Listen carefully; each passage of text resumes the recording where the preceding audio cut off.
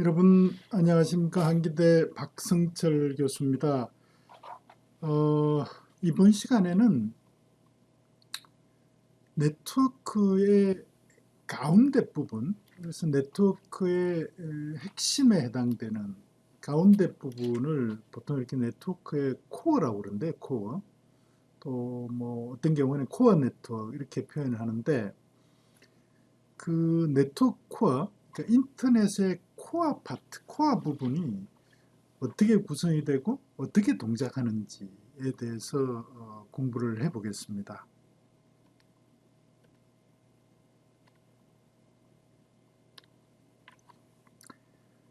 그 네트워크 코어 파트로 들어가면은 이제 그 네트워크를 구성하는 장치가 대부분 이제 라우트들로 이렇게 구성이 되는데요. 라우트.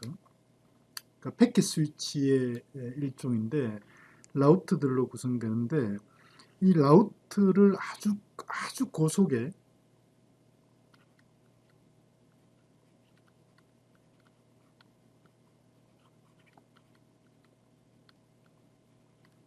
링크로 연결한 이런 형태로 이렇게 구성이 되는데, 그래서 네트워크 코어 부분의 라우트의 역할에 대해서 먼저 좀 이렇게 살펴보는 게 좋을 것 같아요. 그리고 기본적으로 이렇게 라우트가 하는 역할이 이제 그 네트워크 장치들 또는 네트워크를 연결하고, 물리적인 매체를 통해서 연결하고, 그 다음에 그 장치들 간에 이제 정보를 교환하는 그런 역할을 하는데, 그때 정보를 교환하는 방식이 이제 패킷 스위칭 방식으로 이렇게 작동을 하게 됩니다. 패킷 스위칭.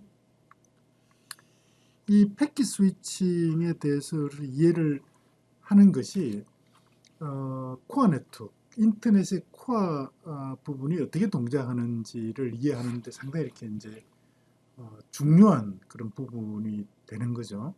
근데 이 패킷 스위칭하고 또 이렇게 반대되는 개념이 회선 스위칭인데요. 서킷 스위칭인데, 그래서 패킷 스위칭을 일단 좀 이해를 한 다음에 정확하게 패킷 스위칭을 이해를 하려면은 회선 스위칭하고 어떻게 다른지를 좀 이렇게 살펴보면은 패킷 스위칭을 좀 더 이렇게 잘 이해를 할 수가 있습니다. 그래서 음, 라우트가 어떻게 동작하는지를 패킷 스위칭을 통해서 알아보고 회선 스위칭하고 이렇게 비교를 해보겠습니다. 그리고 마지막으로 인터넷의 이 코어 네트워크의 구조가 어떻게 되어 있는지를 간략하게 정리를 하면서 이번 강의를 마치겠습니다. 코어 네트워크 이러면요, 코어 네트워크, 코어 뭐 핵심 부분이잖아요. 핵심 부분. 이런 인터넷이 있으면 인터넷의 이 핵심 부분, 이런 핵심 부분을 네트워크 코어다 이렇게 이야기를 하는데요. 그래서 핵심 부분이 사실 정확하게 인터넷에서 어디까지가 핵심 부분이냐, 이렇게 딱 이렇게 경계를 지어서 설명하는 것은 쉽지 않고요. 그래서 우리가 인터넷의 엣지 부분, 네트워크 엣지 부분을 그 최종 사용자, 엔드 시스템을 연결하는 그런 액세스 네트워크들, 접속 네트워크들이 위치하는 그런 부분을 우리가 네트워크 엣지라고 이렇게 이야기를 했거든요. 엣지.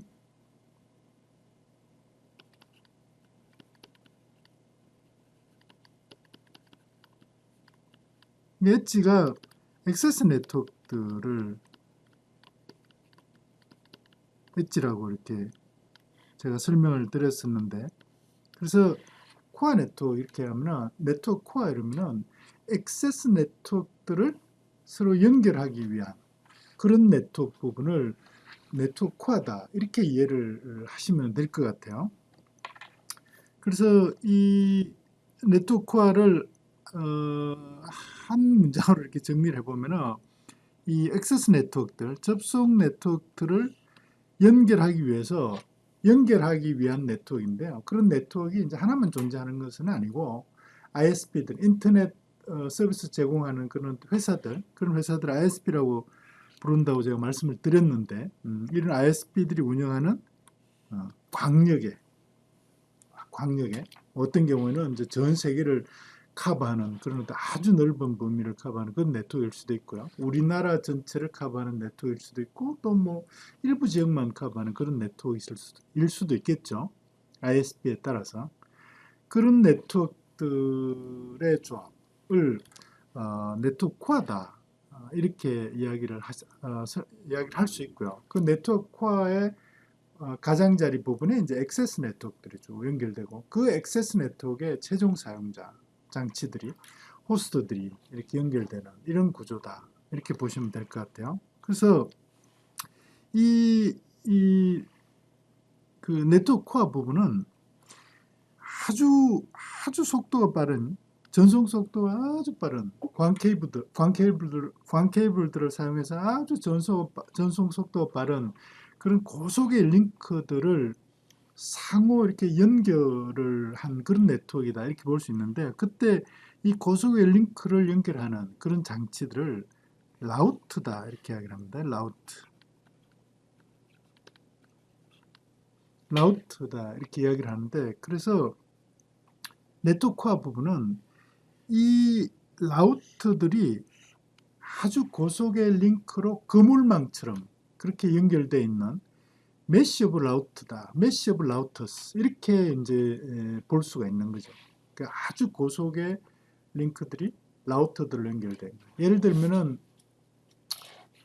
제가 근무하는 한국기술교육대학교가 천안에 있는데 천안의 한국기술교육대학교 네트워크를 KT 우리나라 KT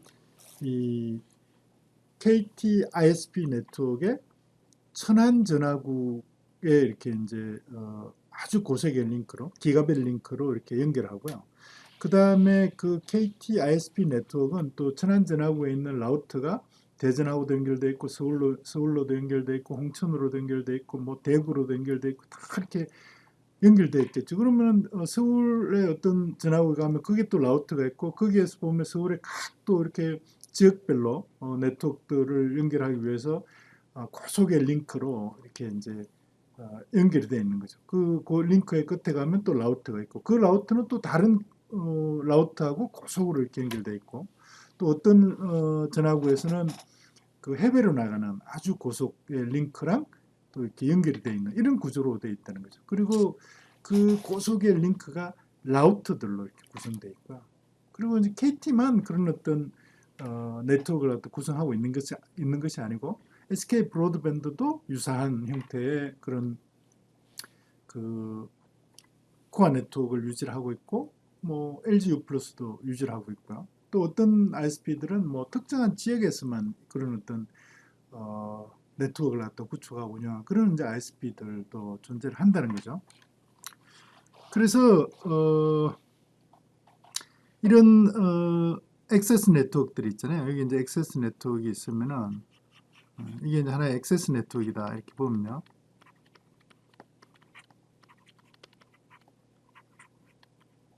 이 액세스 네트워크를 라우트를 통해서 어떤 ISP의 라우트로 고속의 링크로 이렇게 연결하는 이런 구조라는 거죠. 이런 구조를. 근데 이제 어떤 ISP 예를 들어서 뭐 삼성전자와 같은 이런 아주 큰 그런 엔터프라이즈 네트워크 같은 경우는 내부에 여러 개의 라우트를 사용해서 엔터프라이즈 네트워크를 구성하는 그런 경우도 있을 수가 있습니다. 우리 이제 한국기술교육대학교 엔터프라이즈 네트워크, 한국기술교육교 네트워크 같은 경우는 이제 전산실에 한 개의 라우터만 있고, 그래서 한국기술교육대학 네트워크를 그 라우터를 통해서 그 KT 코어 네트워크의 라우터로 기가빗 링크로 연결하는 이런 구조로 되어 있지만, 뭐 이렇게 그 액세스 네트워크가 아주 큰 이런 경우는 여러 개의 라우터를 사용을 해서 이렇게 네트워크를 구축할 수도 있습니다. 그래서 조금 더 이렇게 구체적으로 한번 들어가 보면요. 일단 지우고 시작을 하겠습니다.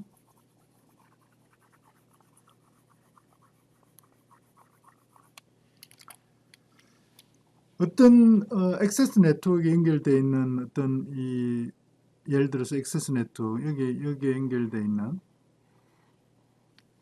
노트북이 어떤 다른 어떤 뭐 엔터프라이즈 네트워크에 연결되어 있는 어떤 서버 컴퓨터를 갖다 접속한다. 이렇게 볼 때요. 이렇게 보면은 이 출발지의 노트북하고 목적지의 서버 컴퓨터 사이에 종단간 엔드 투 엔드라고 그러죠. 그러니까 출발지와 목적지 호스트 간에 그런 어떤 통신 경로를 이렇게 보면은 그 통신 경로가 사실 어떻게 구성이 되어 있냐면 어떻게 구성이 된다 이렇게 볼 수 있냐면은 예를 들어서 이 출발지에 있는 이 노트북이 와이파이 링크를 통해서 그죠? 와이파이 링크를 통해서 홈 네트워크에 연결되어 있는 어떤 라우트 이게 라우트 1이라고 봅시다. 라우트 1에 연결되고요. 이 라우트 1은 어떤 ISP의 라우트로 연결되고요. 그 다음에 예를 들어서 이 라우트가 예를 들어 뭐 천안 지역이다 이러면은 천안 지역에 있는 어떤 라우트가 서울 지역에 있는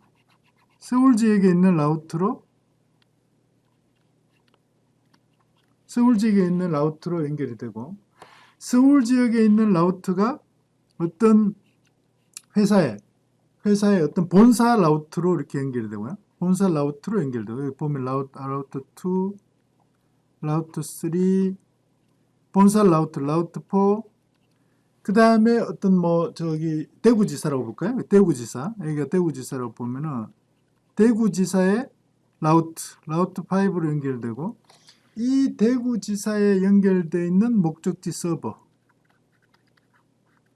컴퓨터에 이더넷 링크로 연결되어 있는 이런 형태로 n개의 링크를 n-1개의 라우트로 연결한 이런 경로를 통해서 종단 간에 호스트와 서버 간의 통신이 이루어진다. 이렇게 볼 수가 있다는 거죠. 이해가 되시겠습니까? 그래서 우리가 어떤 호스트에서 목적지에 있는 호스트까지 통신을 한다 이렇게 할 때는 사실 내부를 들여다보면 여러 개의 링크가 여러 개의 라우트로 연결된 그런 경로를 통해서 정보가 교환이 되고 있다. 이렇게 보시면 된다는 거고요. 그래서 그 링크를 예를 들어 n개라고 하면은 그 n개의 링크를 연결하는 n-1개의 라우트가 존재한다. 이렇게 이해를 하시면 된다는 거죠. 그리고 그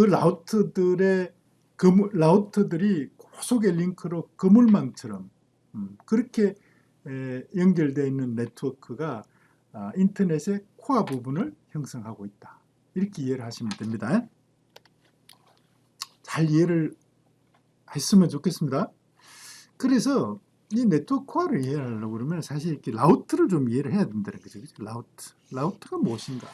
근데 우리 이제 앞으로 이렇게 라우트에 대해서 자세하게 공부할 기회가 많이 있습니다. 그래서 여기서는 이제 자세하게 라우트를 설명을 할 수는 없고요. 왜냐하면 라우트가 동작하기 위해서는 라우트에서 처리하는 그런 프로토콜을 사실 좀 이해를 해야 되기 때문에 그런 부분을 아직 공부를 하지 않았기 때문에 그 라우트를 구체적으로 이렇게 이해를 하는 것은 다음 기회에 하기로 하고 여기서는 이 라우트가 하는 역할이죠. 라우트가 하는 역할이 두 가지인데요. 두 가지. 이 라우트가 여기 있으면 라우트가 하는 역할이 두 가지인데 하나는 네트워크들을 예를 들어서 액세스 네트워크 이런 걸 볼 수 있겠죠. 그렇죠? 그런 네트워크들을 어떤 링크를 통해서 연결해 주는 거죠. 이 네트워크와 이 네트워크를 연결을 하는 거죠. 그래서 한국기술교육대학교 액세스 네트워크와 그 KT 천안전화국에 있는 데이터 센터 네트워크를 이렇게 연결한다. 이렇게 볼 수 있는 거죠. 라우트가. 그래서 이 라우트 역할이 근데 이제 연결하는 네트워크가 여러 개일 수 있다. 여러 개. 그래서 이 라우트에는 네트워크들을 뭐 네트워크라 할 수도 있고 네트워크를 구성하는 어떤 장치라고 이렇게 말씀을 드릴 수도 있는데 어쨌든 여러 개의 네트워크 또는 네트워크를 연결하는 장치를 고속의 링크로 연결하는 그런 기능이 있다. 연결 기능이죠. 예, 연결 기능이 있다. 근데 연결 대상이 라우터의 그 연결 대상이 사실 정확하게 말하면 이제 네트워크인데요. 연결 대상이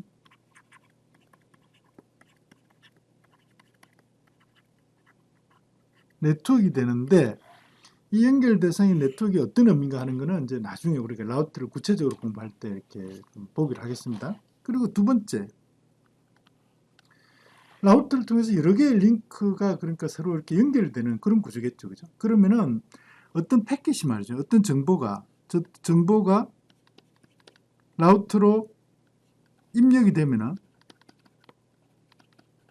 이 입력된 패킷을, 정보를 목적지가 존재하는 그런 링크로 이렇게 교환을 하는 거죠.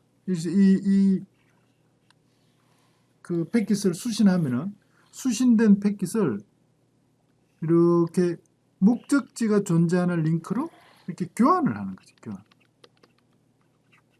뭘 교환하냐면은 입력되는 정보의 단위, 입력되는 정보의 단위를 우리가 보통 이렇게 패킷이라고 부른다 이렇게 설명을 제가 다른 강의에서 했었는데 그 패킷을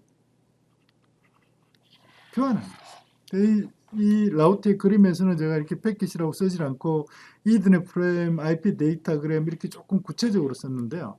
일단 아직 우리가 이더넷 프레임이나 IP 데이터그램이 뭔지를 일단 우리가 공부를 하지 않은 상태이기 때문에 프로토콜에 따라서 이 패킷의 이름을 다르게 부른다. 그런 정도로만 이해를 하고요. 여기서는 패킷을 교환한다. 이렇게 이해를 하시면 되겠습니다. 그래서 이런 역할을 하는 그런 이제 그러니까 이게 교환 기능, 연결 기능과 교환 기능이 제공되는 그런 통신 장치가 라우터다. 이런 정도로 이해를 하시고 이때 대상은 교환의 대상은 패킷이 된다. 패킷이다.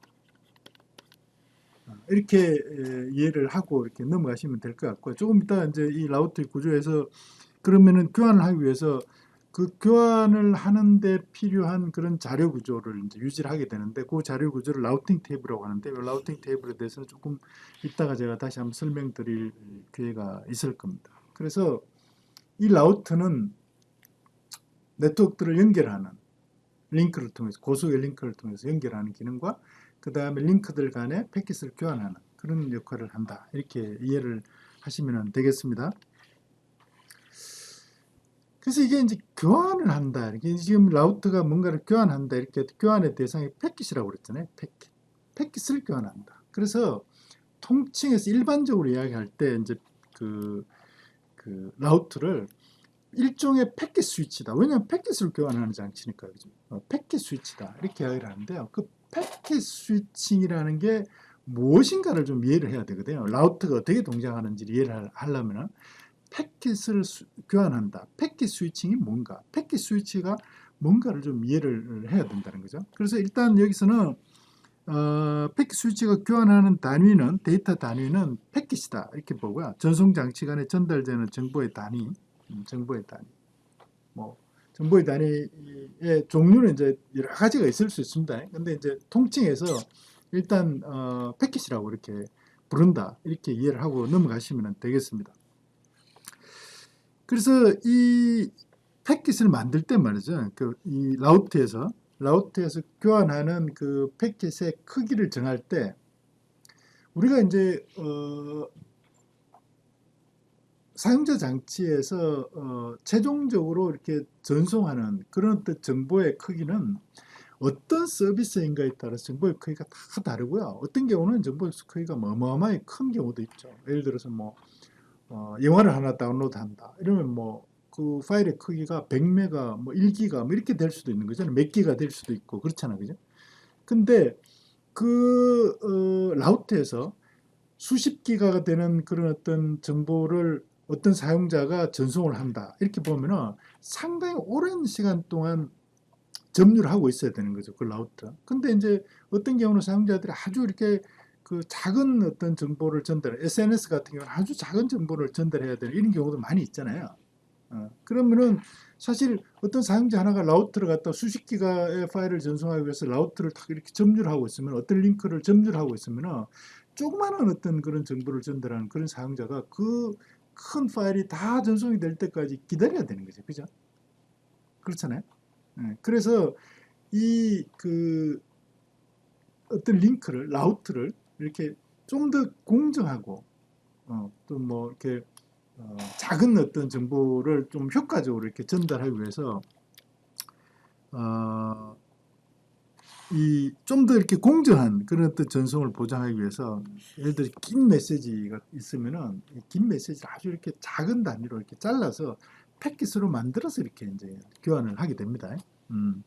그래서 이 패킷은 사용자가 실제로 전송하는 그 어떤 정보의 단위하고는 다른 개념, 아주 공정하게 또 신속하게 또 여러 사용자가 있으면 여러 사용자 간의 어떤 좀 공정한 그런 네트워크를 이용하는 데 이렇게 좀 효과적으로 이렇게 그런 어떤 공정한 서비스를 지원할 수 있는 그런 단위 아주 작은 크기의 단위로 이렇게 잘라서 보내게 되는데, 그때 그 단위 하나하나를 패킷이라고 이야기를 한다. 이렇게 이해를 하시면 됩니다.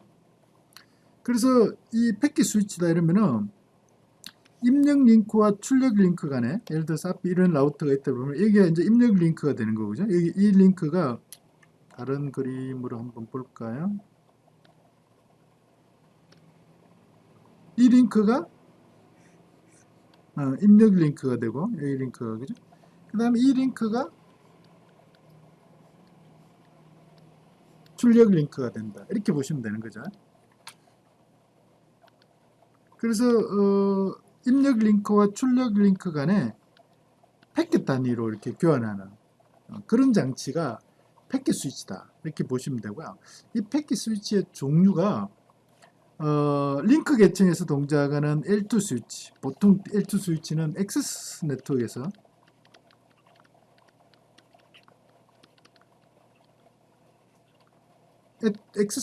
작동하는 그런 장치를 L2 스위치다 이렇게 이야기를 하고요. 코어 네트워크, 우리 지금 코어 네트워크를 다루고 있기 때문에 코어 네트워크에서 교환하는 그런 장치를 이제 라우터다 이렇게 이야기를 하는데, 그때 그 패킷의 종류가 교환하는 패킷의 종류가 이렇게 다릅니다. 어떻게 다른가는 다음에 이제 강의를 한번 할 기회가 있을 겁니다. 그래서 이 라우트가 어떻게 동작하는가를 좀 이해를 하려면은 라우트에 그러니까 링크가 여러 개 이렇게 연결되겠죠, 그죠? 그때 이 링크의 전송 속도하고요, 그 다음에 어떤 패킷, 그러니까 라우터가 전송하는 단위가 이제 패킷이 되는 거니까, 그죠? 이 패킷을 전송하는데 걸리는 시간, 패킷 전송 시간, 트랜스미션 딜레이를 이해를 해야 돼요. 그래야지 라우터가 어떻게 동작하는가를 좀 더 이렇게 깊이 있게 이해를 할 수가 있습니다. 잘 이렇게 이미 다 알고 있는 우리 그 학생들도 있겠지만 좀 더 한 번 더 이렇게 정의를 해보면은 링크의 전송 속도가 뭐냐? 1초당 이 링크가 전송 가능한 비트의 수를 이 링크의 전송 속도다 이렇게 하고요. 비트 per second, 그 초당 몇 비트를 전송할 수 있는가 이런 거고요. 그래서 단위는 BPS다, 비트 per second, BPS다 이렇게 표현합니다. 근데 링크의 종류에 따라서, 그러니까 링크의 어떤 품질에 따라서, 링크의 종류에 따라서 링크 전송 속도는 다 달라요. 여러분들 뭐 이렇게 인터넷을 공부를 하신 분들은 이미 잘 알겠지만 공부를 안 하신 분들도 이런 링크, 인터넷에 종류가 다른 링크가 있다 이렇게 이런 정도로 이해를 하시면 되겠습니다. 인터넷에서 이렇게 패스트 인터넷 링크 같은 경우는 전송 속도가 100mbps고요. 100mbps 초당 1억 비트를 전송한다 이런 이야기잖아요. 1메가bp에서 초당 100만 비트를 전송하는 거니까 100메가bps 같으면 초당 1억 비트를 전송할 수 있는 그런 링크다 이런 이야기고요. 기가빗 이더넷 링크 같으면 초당 1000메가bps, 초당 10억 비트를 전송하는 링크다. 이렇게 이제 이해를 하시면 되는 거죠. 그래서 어떤 라우터가 있으면 그 라우터에 연결된 링크의 종류에 따라서 그 링크에 그 라우터가 그 링크로 어떤 정보를 전달할 때, 패킷을 전달할 때는 전송 속도가 그 링크에 전송 속도가 딱 이렇게 정해져 있는 거죠. 그 이상으로 그 정보를 갖다 전송을 할 수 없는 거죠. 패킷을 전송할 수 없는 거죠. 아셨죠? 그 링크가 라우터에 링크가 하나가 딱 연결이 되면 그 링크의 전송 속도가 딱 정의된다. 그 링크의 품질에 따라서, 링크의 종류에 따라서. 자, 그러면은 일단 링크 전송 속도를 이해를 했으면은 그 다음에 어떤 패킷을 그 링크, 특정한 전송 속도의 링크를 통해서 전송하는 데 걸리는 시간이 얼마가 걸리는가. 그게 이제 전송 지연 시간이거든요. 라우터가 특정한 링크를 통해서 패킷을 전송하는 데 걸리는 시간. 전송 장치가 패킷을 링크로 전송하는 데 걸리는 시간. 예를 들어 패킷 길이가 L비트다. 그리고 링크의 전송 속도가 Rbps다. 그러니까 Rbps라는 거는 초당 R비트만큼 링크로 전송할 수 있다는 이야기잖아요. 근데 패킷 크기가 L비트니까 실제로 패킷 전송 지연 시간은 이 패킷을 다 전달하는데, 다 전송하는데 걸리는 시간은 L 나누기 R 초가 된다 이런 거죠. L 나누기 L이 L비트 패킷의 길이니까요. 그리고 Rbps니까 R 비트 per second니까 그죠? 그래서 나누면은 L 나누기 R 초만큼 걸린다. 이게 그러니까 그 라우터에서 해당 링크로 패킷을 L비트 길이의 패킷을 전송하는 데 걸리는 시간이다. 이렇게 이제 이해를 하면 되는 거죠. 그래서 예를 들면은 패킷이 7.5 메가비트와 7.5 메가비트 이렇게 이제 큰 패킷을 사용하는 경우는 사실 없는데요. 예를 들어서 설명하는 겁니다. 그리고 전송 속도가 링크의 전송 속도가 1.5 메가비트였으면 전송 지연 시간은 7.5 나누기 7.5 메가비트 나누기 1.5 메가bps 이렇게 하면은 5초가 됩니다. 이렇게 이제 지연 시간을 계산할 수 있다는 거죠. 아셨죠? 그래서 링크의 전송 속도, 그 다음에 그 링크로 패킷을 전송하는 데 걸리는 시간, 전송 지연 시간을 이해를 하셔야 돼요. 자, 그 다음 또 하나 이제 우리가 중요한 개념을 사실 좀 이해를 해야 되는데, 라우터가 어떻게 동작하는가를 이해를 하려면 라우터는 기본적으로 패킷 스위치는 뭐 다 이렇다 보시면 되는데, 라우터는 기본적으로 스토어 앤 포워드 방식으로 전송을 한다 이렇게 보시면 되는데, 스토어 앤 포워드, 그러니까 저장 전달 방식인데요. 저장 전달 방식. 이 저장 전달 방식이 뭐냐면 라우터가 입력 링크로부터 패킷을 하나 수신하면 이 패킷을 패킷의 모든 비트를 다 전송을 해요. 다 수신을 해야 돼. 그래서 이 수신하면 이 수신된 패킷을 버퍼 메모리에다 일단 딱 저장을 한다. 일단 다 수신하는 거죠. 패킷을 완전히 수신을 하고, 그리고 버퍼 메모리에 저장을 한 다음에, 그래서 완전히 다 패킷이 완전히 버퍼 메모리에 다 저장이 되면은 그 다음 링크, 출력 링크로 전송을 시작한다 이런 이야기라고요. 스토어. 그러니까 일단 패킷을 수신해서 완전히 다 스토어를 하고, 다 스토어가 되면은 첫 번째 비트부터 포워딩, 전달을 시작을 한다 이런 이야기로. 스토어 앤 포워드. 그래서 패킷을 완전히 수신한 후에 전송을 시작한다. 이런 방식으로 동작을 한다. 왜 그러냐면은 이제 패킷을 다 수신해 가지고 그 패킷을 해석해서 이 패킷에 들어있는 어떤 정보, 그 정보가 사실 대부분 이제 목적지 주소인데요. 목적지 주소를 파악을 해서 이 목적지 주소로 패킷을 전달해야 되는구나 하는 걸 해석을 하고 그 해석을 바탕으로 해서 어느 링크로 전송을 하면 되겠구나. 이렇게 이제 어느 링크로 교환을 하면 되겠구나. 이렇게 이제 판단을 할 수 있는 거죠. 패킷을 다 수신해야지만. 그래서 패킷을 해석할 수 있으니까. 그죠? 그런 방식으로 이렇게 동작한다. 저장 앤 전달, 스토어 앤 포워드 방식으로 동작한다.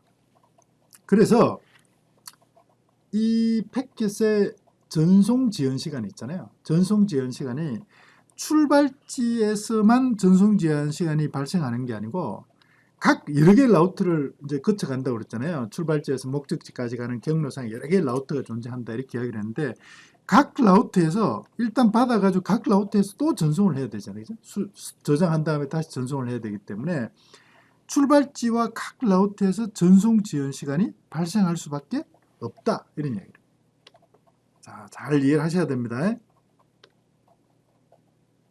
전송 지연 시간이 출발지에서도 출발지에서 링크로 이렇게 패킷을 전송해야 될 테니까요. 그때도 전송 지연 시간이 발생하고 각 라우트에서 패킷을 수신한 다음에 저장한 다음에 그 다음 또 전달하기 때문에 각 라우트에서 패킷의 전송 지연 시간이 발생한다 이런 이야기예요. 그래서 이 종단간 목적지까지 출발지에서 목적지까지 종단간 전송 지연 시간을 D end to end 이렇게 만약에 표시를 한다고 하면은 이 D end to end는 그러니까 예를 들어서 패킷이 크기가 L비트고 링크 전송 속도가 RBPS고요. 그 다음에 링크의 개수가 N개다. 링크의 개수가 N개면은 라우트의 개수는 N-1개겠죠. 그죠? 라우트의 개수 N-1개다. 이러면은 각 링크, 그 출발지하고 각 라우트에서 전송하는 데 걸리는 지연 시간이 L 나누기 R이기 때문에, 그죠? L 나누기 R이기 때문에 링크가 그 N개잖아요. 그래서 출발지하고 N-1개의 라우트에서 전송 지연 시간이 발생하기 때문에 이 L-R의 전송 지연 시간을 N번을 곱한 만큼의 엔드 투 엔드 전송 지연 시간이 발생한다. 이렇게 보시면 된다. 물론 나중에 우리 지연 시간을 좀 더 자세하게 볼 텐데 그 지연 시간이라는 게 전송 지연 시간만 있는 것은 아니고 전달 지연 시간도 있고 다른 지연 시간도 이렇게 발생하게 되는데 이제 그런 것들은 다 무시하고요. 그런 것들은 다 무시하고 전송 지연 시간만 보면은 N 곱하기 L 나누기 R만큼의 전송 지연 시간이 발생하게 된다. 이렇게 이해를 하시면 된다고요. 이해가 잘 되었으리라고 봅니다. 그 다음에 또 하나 이제 우리가 이해를 또 좀 해야 될 부분이 라우트에서 발생하는 큐잉 지연 시간인데요. 큐잉 지연 시간. 이 큐잉 지연 시간. 라우트에서 발생하는 큐잉 지연 시간. 이 큐잉 지연 시간이 아주 이렇게 중요한 개념입니다. 이 큐잉 지연 시간. 그 다음에 라우트에서 큐잉 지연 시간하고 아주 이렇게 밀접하게 관련된 개념이 뭐냐면 패킷이 라우트에서 없어질 수도 있다. 이런 거 패킷이 손실이 된다. 패킷이 로스가 된다. 이런 개념을 좀 이해를 해야 되는데요. 우선 큐잉 지연 시간부터 한번 보겠습니다. 큐잉 지연 시간이 뭐냐? 큐잉 지연 시간은 이런 거죠. 앞에 라우트의 구조를 제가 이제 앞에 이렇게 그림을 그렸었는데요. 그 어떤 패킷 하나를 자, 색깔을 좀 바꾸어서 한번 해보겠습니다. 일단 지우고요. 여기서 지우고, 자, 일단 지워보죠. 일단 지운 다음에 보겠습니다. 자, 패킷을 갖다 받았어요.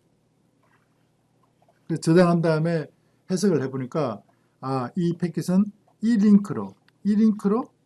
출력 링크로 전달해야 돼. 그러면 이렇게 여기로 이렇게 이 링크가 들어있는 이 링크가 연결되어 있는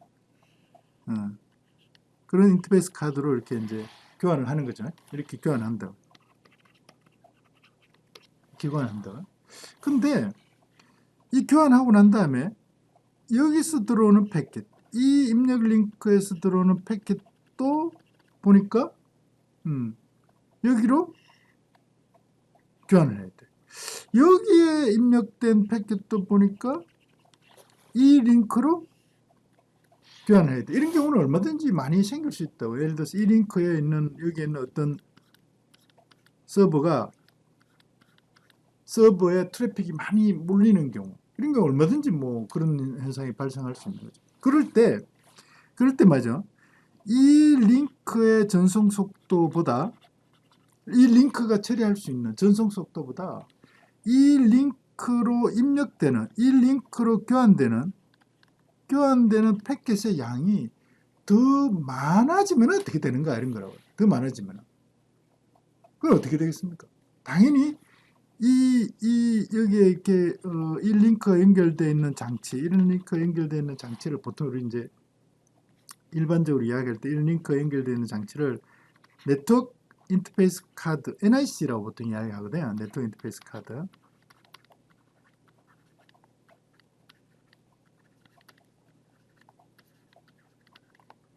네트워크 인터페이스 카드 이렇게 이야기를 하는데, 이 네트워크 인터페이스 카드에 있는 메모리, 그런 메모리 버퍼 메모리라고 하는데, 버퍼 메모리에 저장을 한 다음에 앞에 저장되어 있는 패킷들이 다 처리가 될 때까지 기다려야 되는 거죠.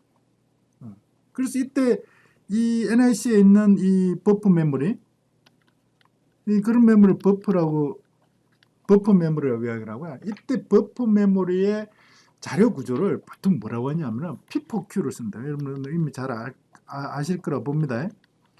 First in, first out으로 데이터 패킷을 처리하는 그런 자료 구조를 P4Q라고 그러거든요. Q.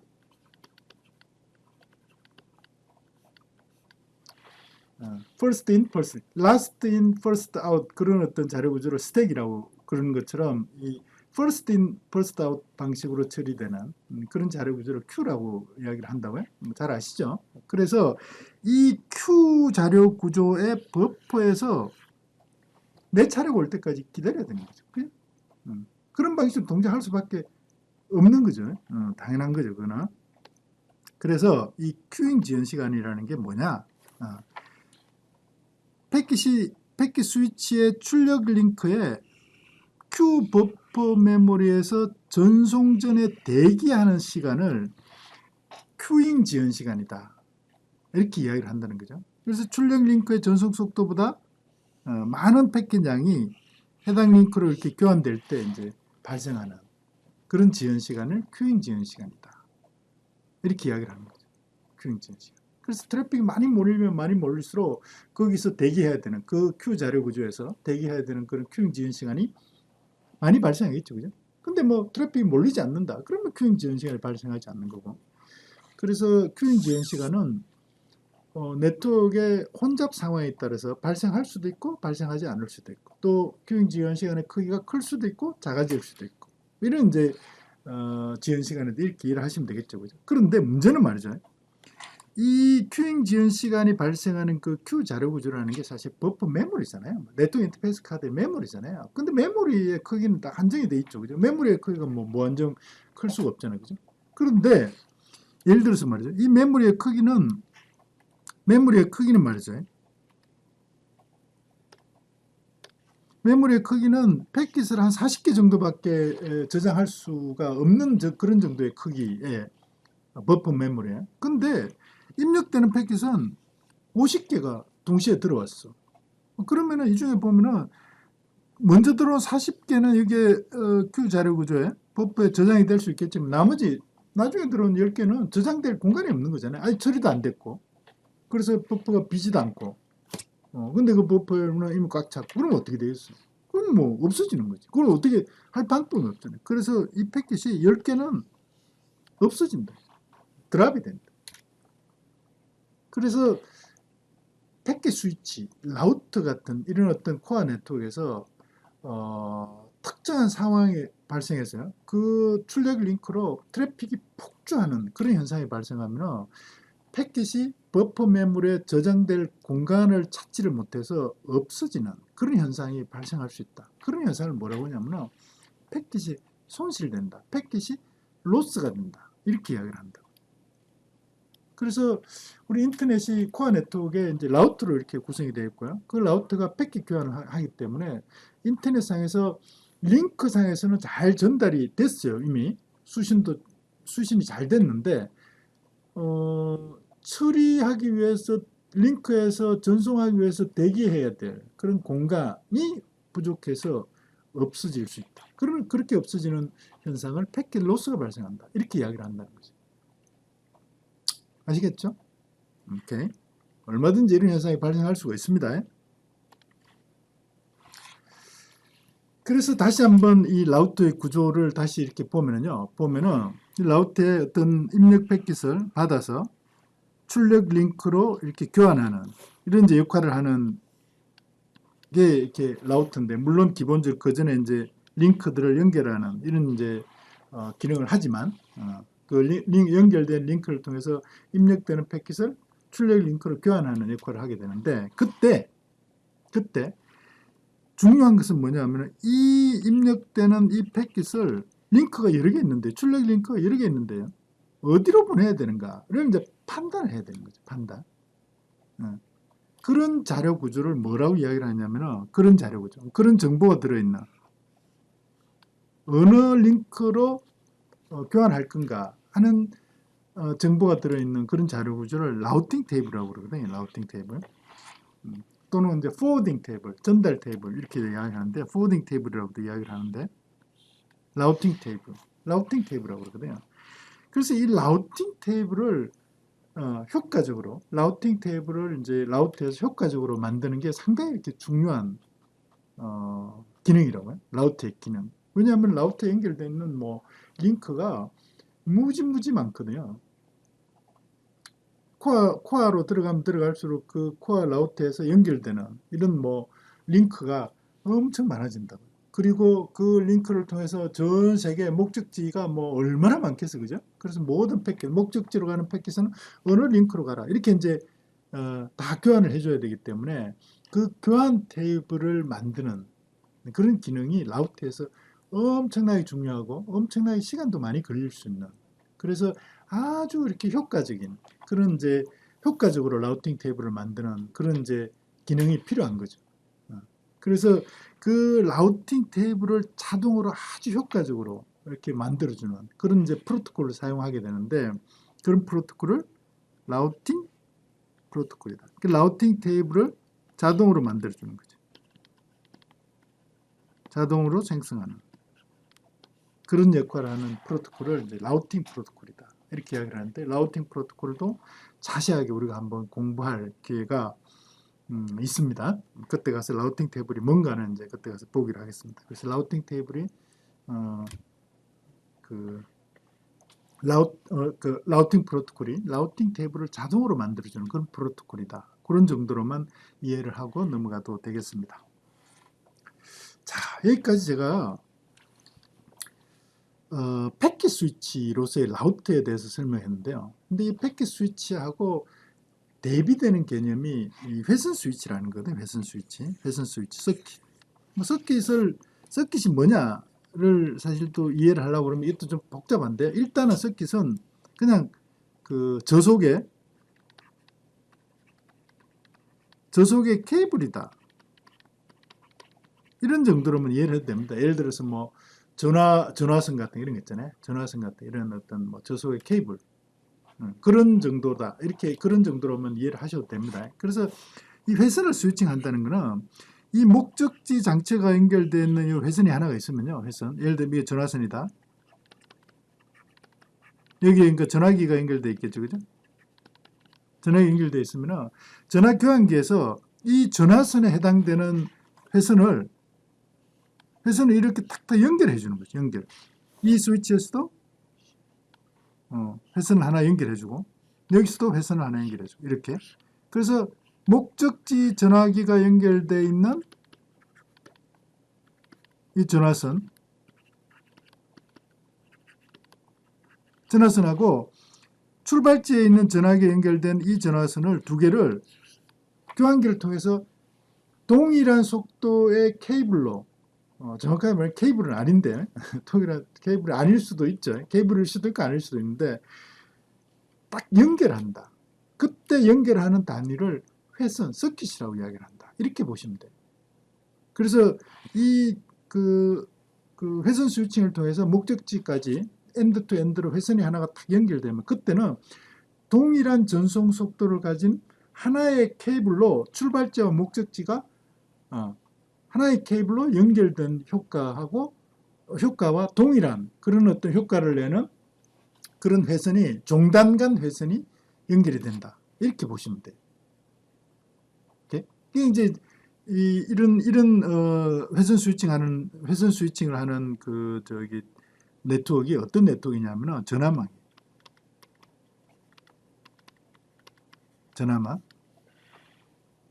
모바일 전화도 마찬가지입니다. 근데 전화 같은 경우는 우리가 이제 전송하는 그 정보를 아는 게 딱 정해져 있잖아요. 뭐냐면 사람의 목소리잖아요. 사람의 목소리, 보이스. 그 보이스를 디지털로 이렇게 보이스를 갖다가 이렇게 정기적인 신호를 딱 만들면은 보이스 신호를 또는 그걸 갖다 디지털로 변환해가지고 보면은 보이스 신호가 전송하는데 필요한 전송 속도는 딱 정해져 있거든요. 압축을 하지 않으면은 이 전화망의 음성을 갖다 전달하는데 필요한 전송 속도가 딱 정해져 있다. 그게 뭐냐면 64kbps에 어떻게 해서 64kbps가 나오는가는 뭐 여기서 설명하지 않을 거고요. 그래서 이 64kbps의 회선이 출발지 전화기부터 목적지 전화기까지 이렇게 하나가 처음부터 끝까지 하나가 연결되는 이런 작업이 회선 교환 작업으로 이루어진다. 이렇게 보시면 돼요. 그러면 처음부터 끝까지 64kbps짜리 그 케이블로 연결된 거하고 이렇게 동일하다. 이렇게 보시면 되는 거죠. 그러면은 그 일단 연결이 되고 나면은 그 다음에는 그 회선은 출발지 전화기와 목적지 전화기 두 개만 전용으로 쓰는 거죠. 64kbps 언제까지? 전화를 끊을 때까지.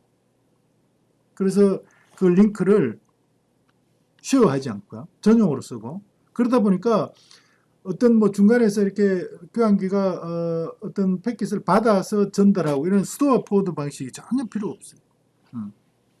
왜냐하면 딱 정해져 있는데 그러면 신호를 받으면 신호를 그냥 그대로 이렇게 쭉 보내면 돼.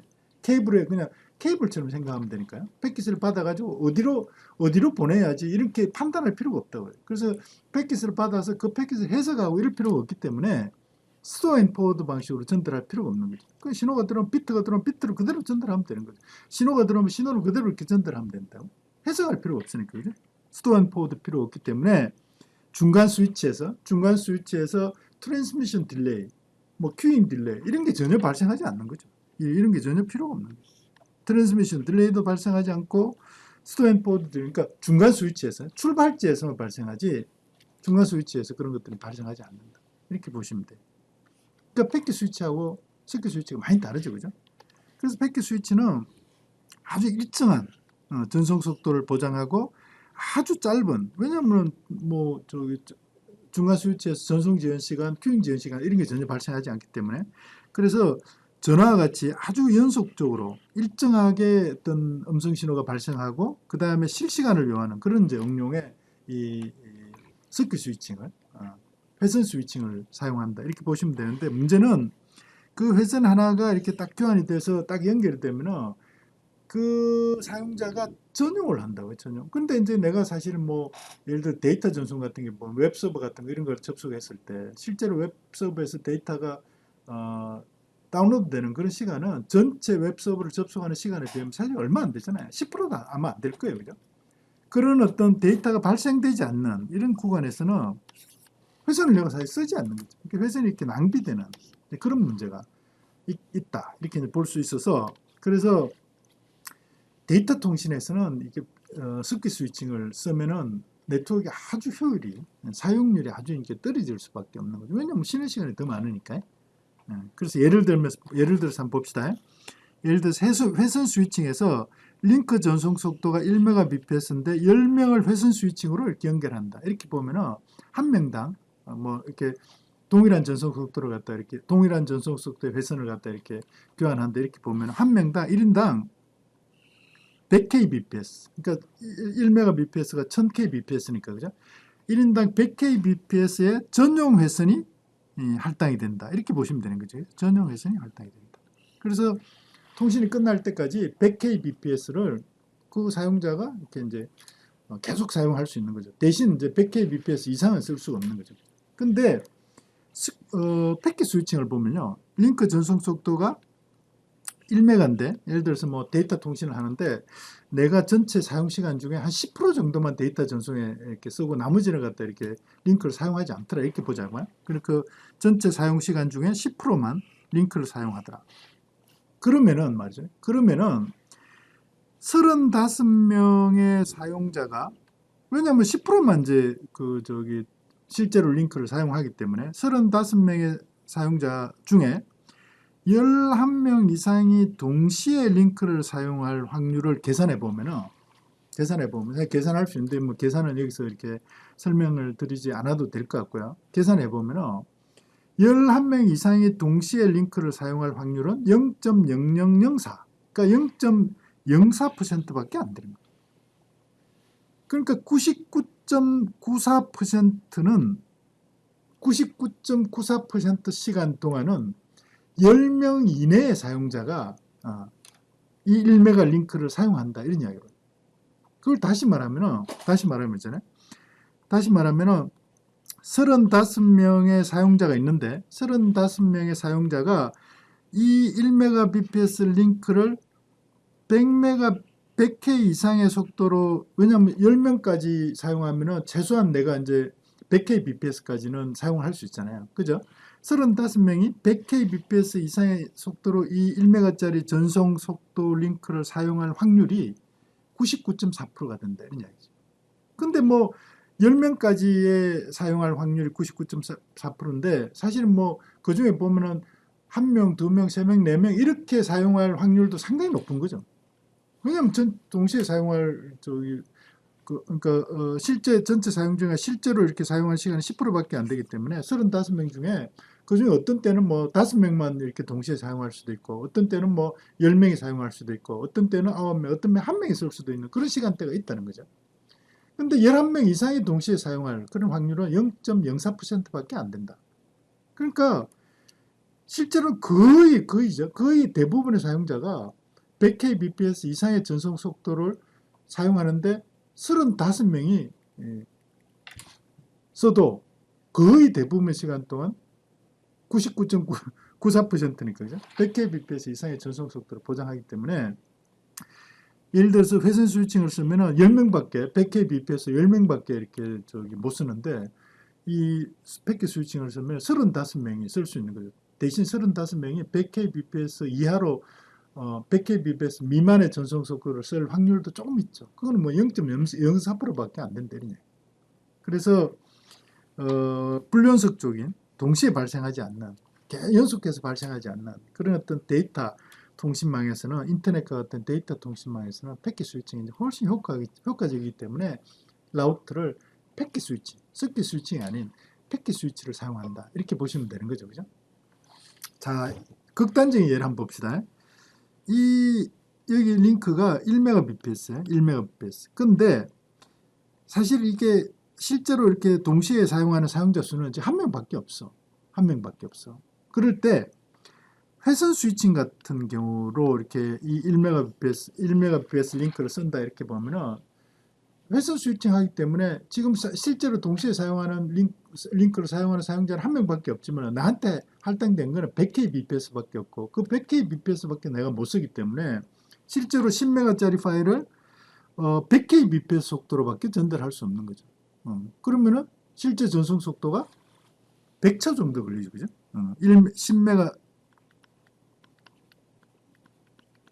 10메가bps 나누기 100kbps니까 그죠? 그러면은 100초 정도 걸리잖아요. 100초 맞죠? 계산하면은. 근데 패킷 스위칭 같은 경우는 지금 혼자 내가 쓰기 때문에 혼자 사용하면은 1Mbps를 내가 다 쓸 수 있다. 그러면은 10Mbps 나누기 1Mbps 이렇게 되는 거지. 그러면은 10초밖에 안 걸리는 거죠. 10초밖에.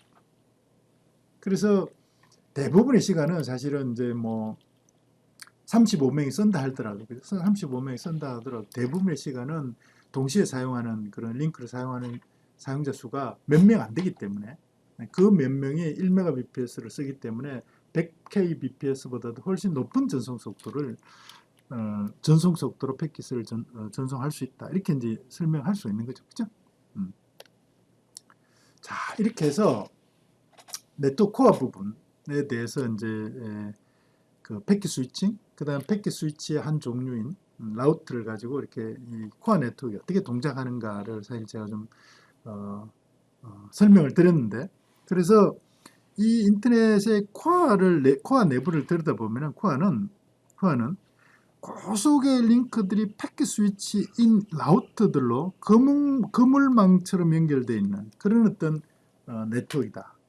이렇게 설명을 드릴 수가 있는 거죠.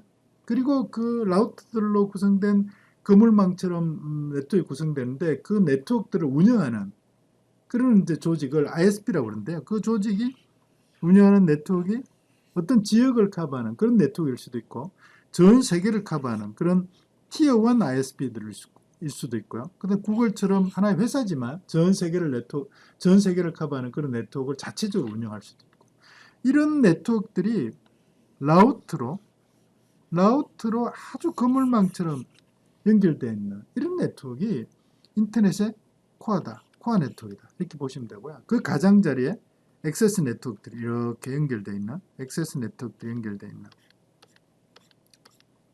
이런 구조다. 이렇게 보시면 되고, 여기 IXP는 그 ISP 네트워크들을 또 연결해주는 그런 이제 그 포인트다. 이렇게 이제 보시면 돼요. 연결해주는 그런 어떤 포인트다. 이렇게 보시면 됩니다. 자, 이렇게 해서 네트워크 코어 부분에 대한 설명을 마무리를 했는데요. 사실 이제 그 아주 이렇게 개념적인 이제 우리 인터넷의 코어 부분이 어떻게 구성이 되어 있고 어떻게 동작하는가를 개념적으로 설명했기 때문에 아마 잘 이해가 안 되는 부분도 아마 좀 이렇게 있지 않았을까, 그런 이제 걱정도 되는데요. 그런 부분은 차차 또 다른 강의에서 구체적으로 이렇게 설명할 때 이해를 할 수 있기 때문에 걱정은 하지 않으셔도 된다. 이렇게 말씀을 드리겠습니다. 여러분 수고 많았습니다.